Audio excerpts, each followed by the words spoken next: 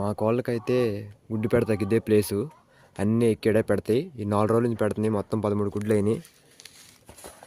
గుడ్లు పదిగేస్తాకి పాడైపోతాయి కాబట్టి కొందరైతే ఫ్రిడ్జ్లో పెడతారు. నేను ఫ్రిడ్జ్లో పెట్టను.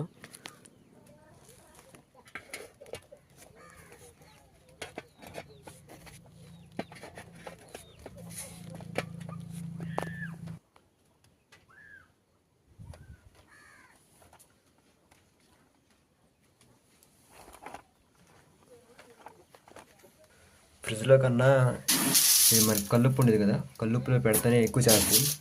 నేను ఎప్పుడు చేసిన కల్లుప్పులో పెడతాను.